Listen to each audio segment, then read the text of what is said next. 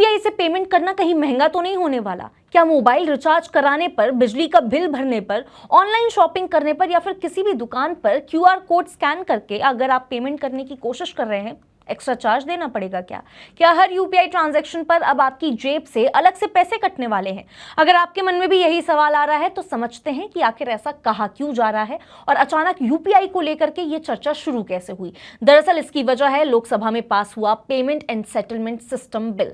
देखिए, इस बिल के पास होने के बाद सरकार को यह अधिकार मिल जाएगा कि वो जरूरत पड़ने पर यूपीआई, रुपे और दूसरे जो इलेक्ट्रॉनिक पेमेंट सिस्टम है उस पर चार्ज लगाने की अनुमति दे सके। लेकिन यहां सबसे जरूरी बात समझने वाली ये है कि इसका मतलब ये बिल्कुल भी नहीं है कि आज से या फिर कल से यूपीआई पर चार्ज लगना शुरू हो जाएगा। अभी तक देखिए, सरकार ने ऐसा कोई फैसला नहीं लिया है कि हर यूपीआई पेमेंट पर पैसे आपको देने होंगे, अलग से एक्स्ट्रा चार्ज भरना पड़ेगा। यानी फिलहाल आप पहले की ही तरह मोबाइल रिचार्ज, बिजली का बिल, ऑनलाइन शॉपिंग, किराना स्टोर या किसी भी दुकान पर आप जो भी छोटी मोटी अभी तक पेमेंट करते आए हैं यूपीआई से, वो बिना किसी एक्स्ट्रा चार्ज के आप अभी भी पे कर सकते हैं। अब सवाल ये उठता है कि जब चार्ज लग ही नहीं रहा है तो फिर इतना हंगामा क्यों हो रहा है? इसका जवाब समझने के लिए पहले यह जानना जरूरी है कि अभी तक यूपीआई पे आपको कोई चार्ज पे क्यों नहीं करना पड़ रहा, चार्ज लगता क्यों नहीं है। देखिए, असल में भारत में यूपीआई और रुपे डेबिट कार्ड पर 0 एमडीआर की व्यवस्था लागू है। एमडीआर यानी कि मर्चेंट डिस्काउंट रेट। ये फीस जो है आमतौर पर किसी डिजिटल पेमेंट पर दुकानदार जो है बैंक या फिर पेमेंट कंपनी को देता है।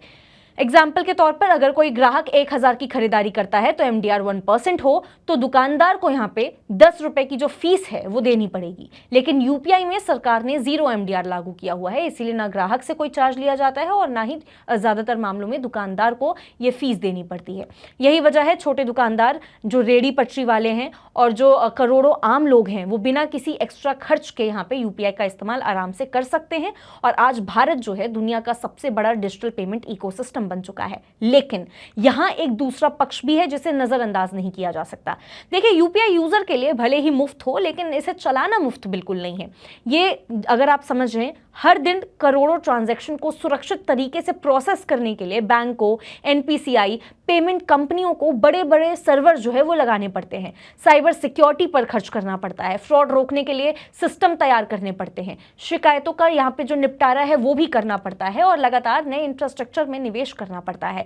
यानी सिस्टम को मजबूत और सुरक्षित बनाए रखने के लिए लगातार पैसे खर्च होते हैं। यही वजह है कि अब यह सवाल उठने लगा है कि इतने बड़े सिस्टम का खर्च जो है आखिर लंबे समय तक चलेगा कैसे। इसी बीच ग्लोबल ट्रेड रिसर्च इनिशिएटिव यानी कि जीटीआरआई ने इस पूरे मामले पर अपनी राय रखी है। जीटीआरआई का ऐसा कहना है कि यह सही है कि यूपीआई सिस्टम जो है वो लंबे समय तक मजबूत बनाए रखने के लिए फंडिंग की जरूरत जरूर पड़ने वाली है, लेकिन इसका मतलब यह बिल्कुल नहीं है कि हर दुकानदार या हर यूपीआई ट्रांजैक्शन पर एमडीआर लगा दिया जाए।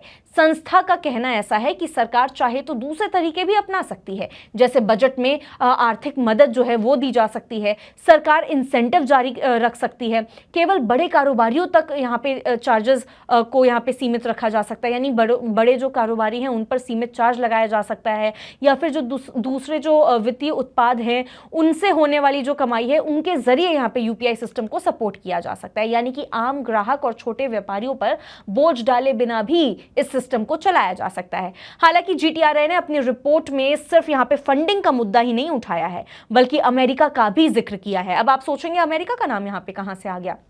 दरअसल अमेरिका की यूनाइटेड स्टेट्स ट्रेड रिप्रेजेंटेटिव यानी कि यूएसटीआर ने अपनी 2026 नेशनल ट्रेड एस्टीमेट रिपोर्ट में भारत के यूपीआई और रुपे मॉडल की आलोचना की है। देखिए, अमेरिका का ऐसा कहना है कि भारत की 0 एमडीआर नीति और रुपे को जो मिलने वाला सरकारी समर्थन है विदेशी पेमेंट कंपनियों जैसे कि वीजा और मास्टर कार्ड के लिए यहाँ पे प्रतिस्पर्धा करना मुश्किल बना देता है। यानी कि अमेरिकी जो कंपनी है उनका ऐसा मानना है कि भारत का मौजूदा सिस्टम घरेलू पेमेंट नेटवर्क को ज्यादा फायदा पहुंचाता है। अब इसी बात का जीटीआरआई ने यहां पे विरोध किया है। जीटीआरआई के जो संस्थापक हैं अजय श्रीवास्तव, उनका ऐसा कहना है कि भारत को किसी भी विदेशी दबाव में आकर के अपना यूपीआई नीति जो है बदलने की जरूरत नहीं है, नहीं बदलनी चाहिए। अगर देखिए भविष्य में कभी एमडीआर लागू करने का फैसला लिया भी जाए तो उसका आधार सिर्फ और सिर्फ यूपीआई सिस्टम को आर्थिक रूप से मजबूत करना, टिकाऊ बनाना होना चाहिए, ना कि विदेशी कंपनियों के मुनाफे की चिंता करना। उनका ऐसा कहना है कि भारत को अपने डिजिटल पेमेंट सिस्टम से जुड़े फैसले जो हैं पूरी तरह अपने हितों को ध्यान में रख करके लेने चाहिए। अब देखिए, GTRI ने इस एक और जो महत्वपूर्ण मुद्दा है वो भी उठाया है, जिसे पेमेंट डेटा लोकलाइजेशन कहा जाता है। इसका मतलब है कि भारतीय ग्राहकों के डिजिटल पेमेंट से जुड़ा जो डेटा है भारत के अंदर ही स्टोर किया जाए।